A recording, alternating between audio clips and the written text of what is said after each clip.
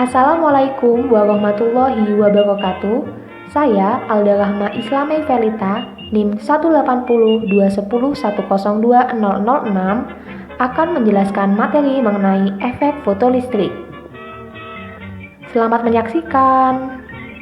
Pada kompetensi dasar 3.8 di sini ialah menjelaskan secara kualitatif gejala kuantum yang mencakup sifat radiasi benda hitam, efek fotolistrik, efek Compton, dan sinar X dalam kehidupan sehari-hari. Namun, pokok bahasan yang akan saya bahas di sini ialah fokus pada materi efek fotolistrik. Apa yang dimaksud dengan efek fotolistrik? Efek fotolistrik pertama kali ditemukan oleh Henry Hertz pada tahun 1887. Pengertian dari efek fotolistrik sendiri ialah peristiwa terlepasnya elektron dari permukaan logam, di mana logam dikenai oleh cahaya yang memiliki frekuensi tertentu. Nah, Hertz pada saat itu mengalami kegagalan karena ia tidak mampu mengungkapkan sifat-sifat penting yang terjadi pada efek fotolistrik menggunakan teori cahaya sebagai gelombang. Oleh karena itu, di tahun-tahun berikutnya, Albert Einstein melaksanakan penelitian yang berpacu pada teori kuantum Planck berupa paket energi. Menurut teori kuantum, cahaya mengungkapkan paket-paket energi yang disebut dengan foton, di mana ia memiliki energi sebesar Hf. Meningkatkan intensitas foton berarti hanya meningkatkan banyaknya foton, bukan meningkatkan energi foton. Berikut merupakan ilustrasi yang terjadi pada efek fotolistrik. Nah, dalam ilustrasi tersebut digambarkan terdapat dua elektroda, yakni katoda di sebelah kiri dan terdapat anoda di sebelah kanan. Ketika diletakkan di ruang hampa, tidak ada arus yang mengalir. Namun, ketika terdapat cahaya yang dipancarkan dan mengenai keping katoda, di mana cahaya tersebut sebagai partikel atau foton, maka elektron yang terdapat pada permukaan logam katoda akan menarik energi foton dari cahaya, sehingga ia mampu melepaskan diri dari permukaan logam. Nah, ketika elektron pada permukaan logam menyerap energi foton, dia akan lepas. Elektron tersebut menggunakan energi sisa yang dimiliki elektron untuk bergerak dari katoda ke anoda. Energi sisa yang dimiliki oleh elektron digunakan untuk bergerak sehingga disebut energi kinetik elektron.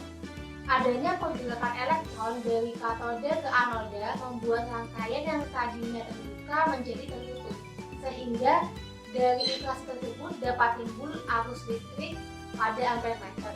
Elektron yang lepas ini disebut dengan fotoelektron. Energi yang terletak pada logam dapat terlepas jika ia mendapatkan energi yang cukup.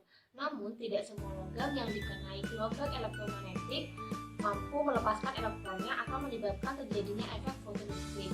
Hal tersebut karena terdapat beberapa syarat terjadinya efek fotolistrik.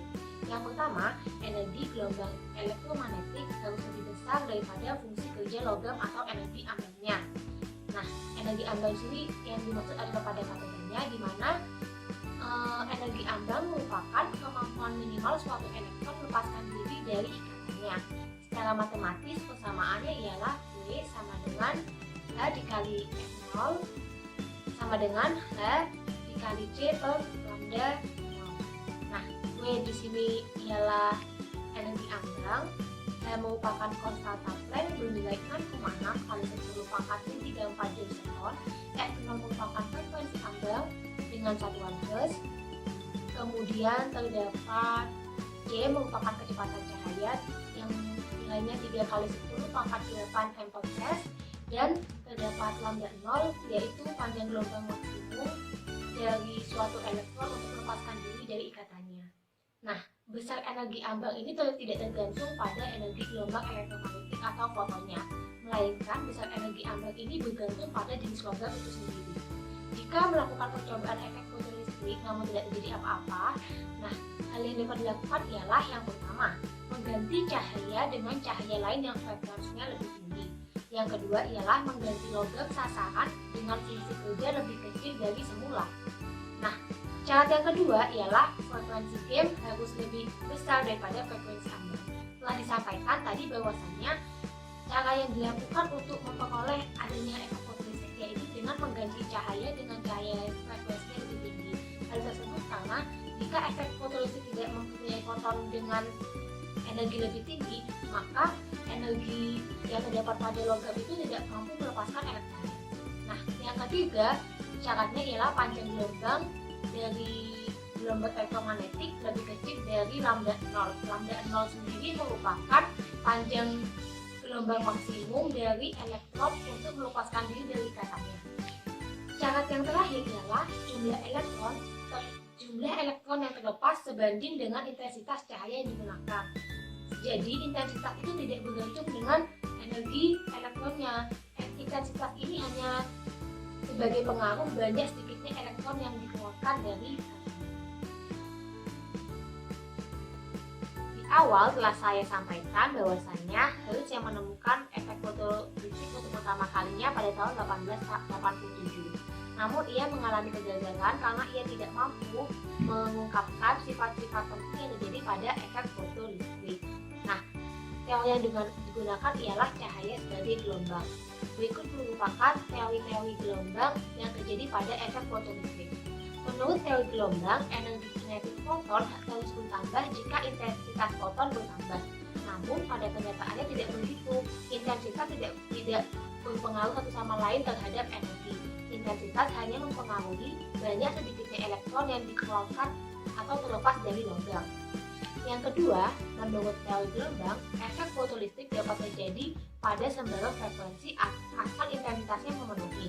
Nah, pada dasarnya cara terjadinya efek fotolistrik ialah frekuensi dari si foton itu harus lebih besar daripada frekuensi ambangnya agar elektron mampu terlepas dari logam, sehingga ini tidak dapat dibenarkan jika efek fotolistrik dapat terjadi pada sembarang frekuensi. Yang ketiga, menurut teori gelombang diperlukan waktu yang cukup untuk melepaskan elektron dari permukaan logam. Namun pada kenyataannya, setelah tepat disinari, elektron akan terlepas dari permukaan logam dalam waktu yang singkat dan spontan, yaitu sekitar 9-10 detik.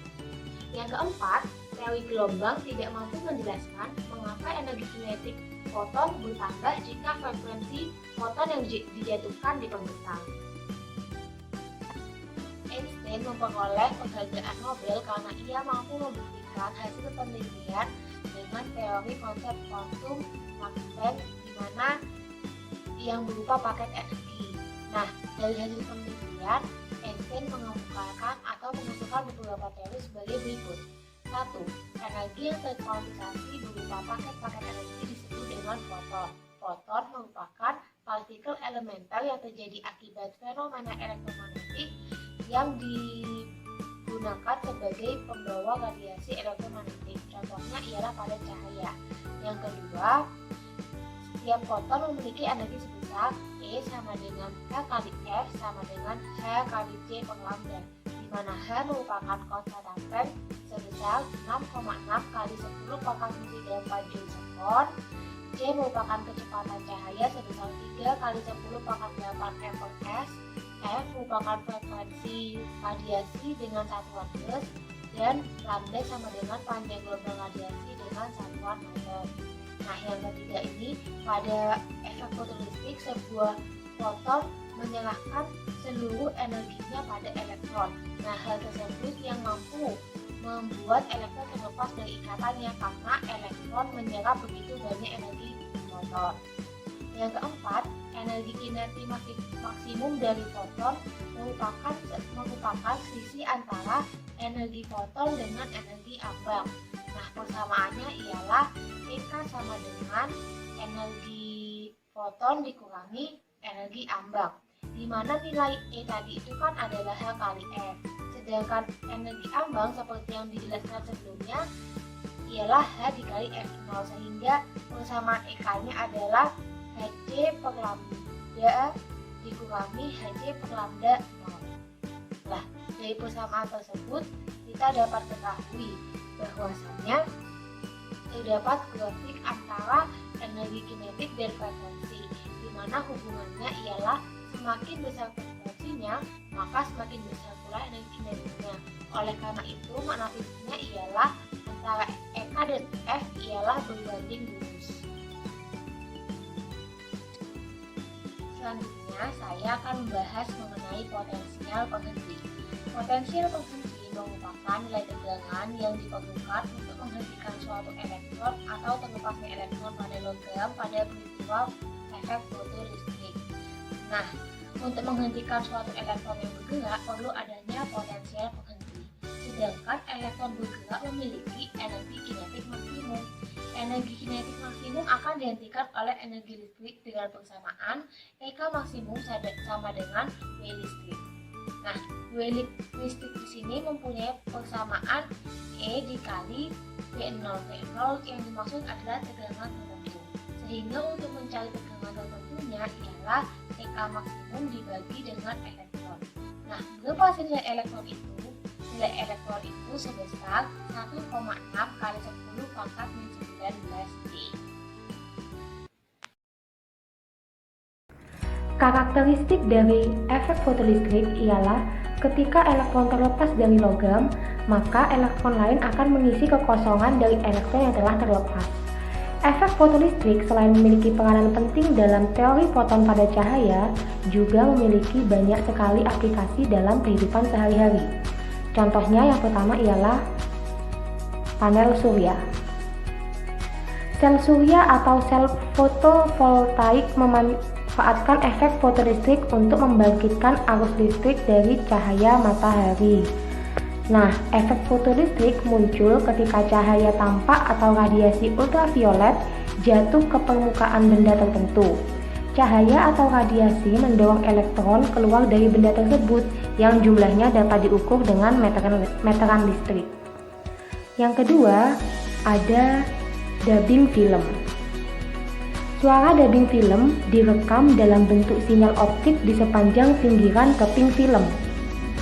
Nah, pada saat film diputar, sinyal ini dibaca kembali melalui proses efek fotolistrik dan sinyal listrik diperkuat dengan menggunakan amplifier tabung sehingga menghasilkan film yang bersuara. Selanjutnya, ada kamera CCD, di mana kamera tersebut mengubah data-data dari lensa dengan proses efek fotolistrik sehingga dapat ditampilkan di monitor atau layar ponsel. Bagian terpenting dari sebuah CCD ialah chips yang terdiri atas ribuan piksel. Nah, pada prinsipnya setiap chip CCD ini akan mengerjakan 4 proses, yaitu pembangkitan, pengumpulan, pemindahan, dan pengukuran muatan listrik. Kemampuan CCD dalam menangkap cahaya atau foton yang datang dan kemudian membangkitkan muatan melalui efek fotolistrik menyatakan efisiensi pembangkitan muatan. Umumnya dinyatakan sebagai fungsi panjang gelombang cahaya yang tiba di detektor. Efisiensi pembangkitan muatan ini sering juga disebut sebagai efisiensi kuantum, yaitu nisbah antara cahaya yang diubah menjadi sinyal listrik terhadap jumlah cahaya yang tiba. Yuk kita coba latihan soal.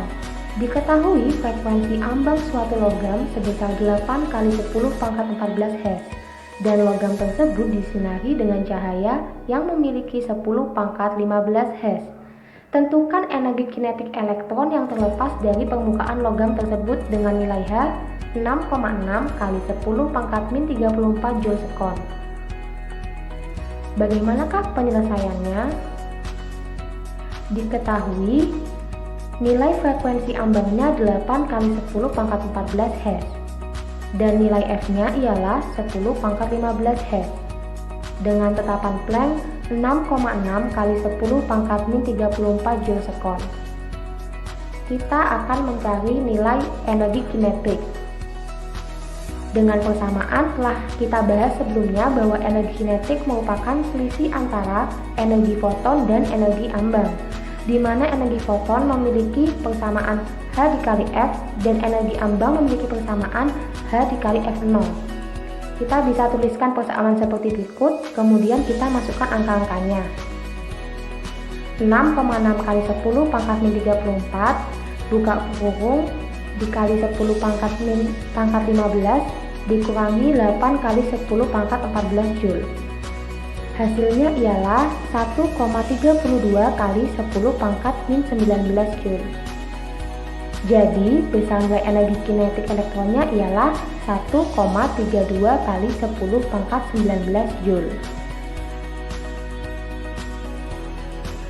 Dari materi efek fotolistrik yang telah dibahas, kita dapat menyimpulkan 3 poin. Di mana poin pertama ialah pada efek fotolistrik, energi gelombang cahaya itu bersifat diskrit atau yang biasa kita sebut foton. Yang kedua, energi kinetik elektron dipengaruhi besarnya frekuensi dan panjang gelombang cahaya.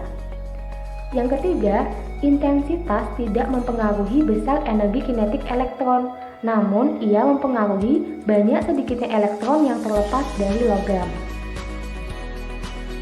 Sekian materi mengenai efek fotolistrik. Kurang lebihnya mohon maaf. Wassalamualaikum warahmatullahi wabarakatuh.